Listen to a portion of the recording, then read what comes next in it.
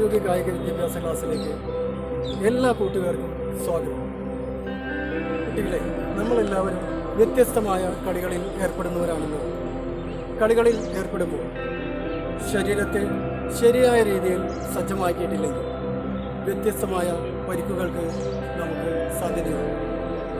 എന്തുകൊണ്ടാണ് ഇങ്ങനെ സംഭവിക്കുന്നത്? ഇത്തരം ബുദ്ധിമുട്ടുകൾ ഇല്ലാതിരിക്കാൻ നമുക്ക് വാമിംഗ് അപ്പ് അത്യാവശ്യമാണ്. എന്താണ് വാമിംഗ് അപ്പ്? കായിക പ്രവർത്തനങ്ങൾക്ക് ശരീരത്തെ സജ്ജമാക്കുന്നതിന് വേണ്ടി ചെയ്യുന്ന ലഘു വ്യായാമമാണ് വാമിംഗ് അപ്പ്. എന്താണ് വാമിംഗ് അപ്പ്?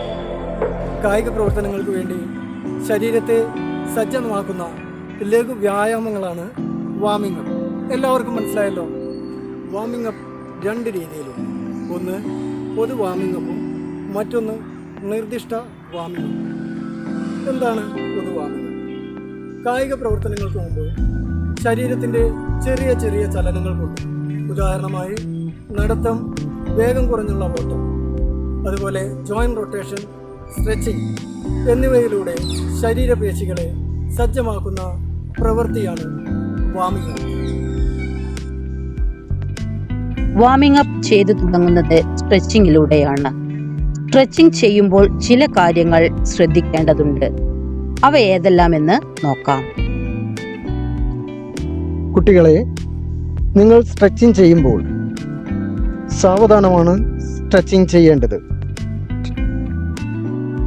ശ്വാസം പതുക്കെയും സുഖമായും എടുക്കുക. ശ്വാസം പിടിച്ചു നിർത്തുക.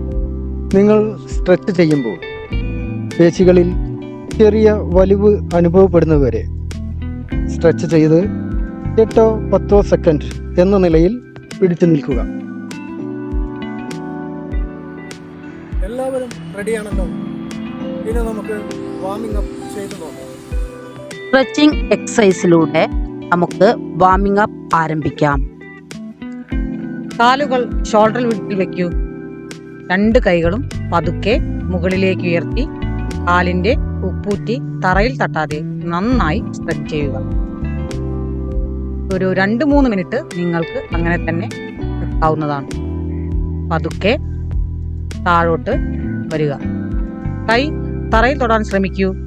അതിനുശേഷം പോയ പോലെ തന്നെ തിരിച്ച് അതേ പൊസിഷനിൽ വരിക. കൈ വിട്ട് റിലാക്സ് ചെയ്യൂ. എല്ലാവരും ചെയ്യാൻ ശ്രമിക്കുന്നുണ്ടല്ലോ അല്ലേ? അടുത്തത് സൈഡ് സ്ട്രെച്ചിങ്. ഇരു കാലുകളും ഷോൾഡർ ലെവലിൽ അകത്തി വെച്ച് വലത് കൈ സാവധാനം മുകളിലേക്ക് ഉയർത്തി ഇടത് സൈഡിലേക്ക് അപ്പർ ബോഡി സ്ട്രെച്ച് ചെയ്ത് 2-3 മിനിറ്റ് ഹോൾഡ് ചെയ്ത് നിൽക്കുക. സാവധാനം തിരിച്ച് പഴയ പൊസിഷനിലേക്ക് തന്നെ എത്തുക. ഇതേപോലെ തന്നെ ഇടത് കൈ മുകളിലേക്ക് ഉയർത്തി വലത് സൈഡിലേക്ക് അപ്പർ ബോഡി സ്ട്രെച്ച് ചെയ്ത് 2-3 മിനിറ്റ് ഹോൾഡ് ചെയ്ത ശേഷം പഴയ പൊസിഷനിലേക്ക് തിരിച്ചെത്തുക.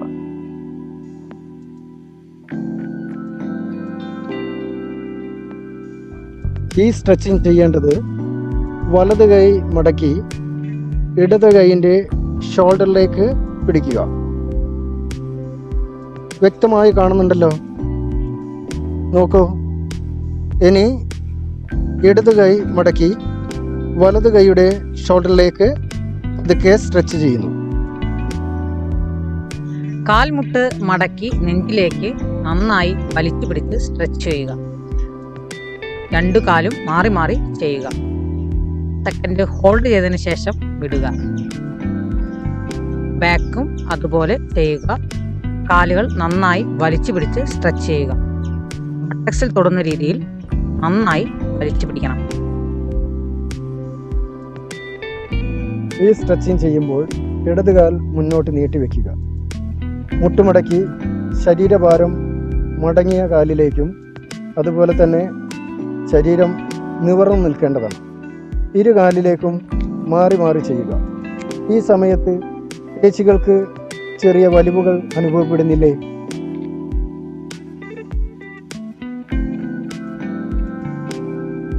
അടുത്തത് തല ഇടത് സൈഡിലേക്കും വലത് സൈഡിലേക്കും സാവധാനം സ്ട്രെച്ച് ചെയ്യുക. അതുപോലെ മുകളിലേക്കും താഴേക്കും സ്ട്രെച്ച് ചെയ്യുക.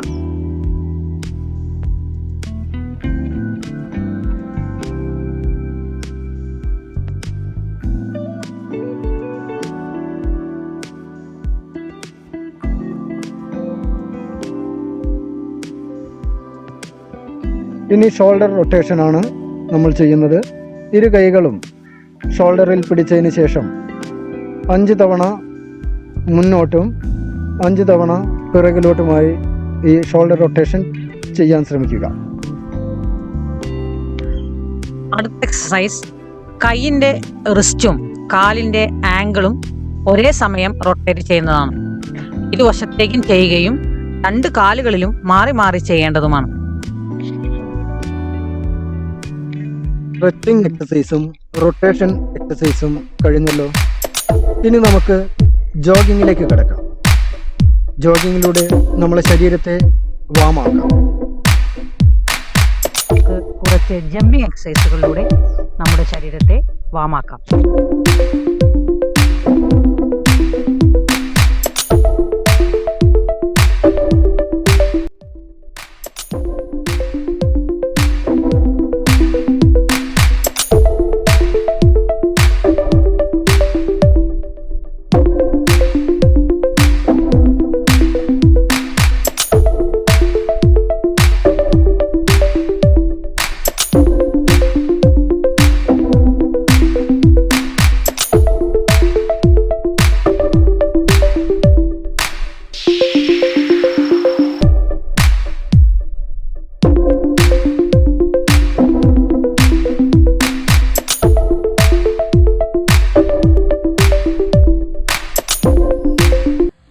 എന്തിനാണ് നമ്മൾ വാമപ്പ് ചെയ്യുന്നത്?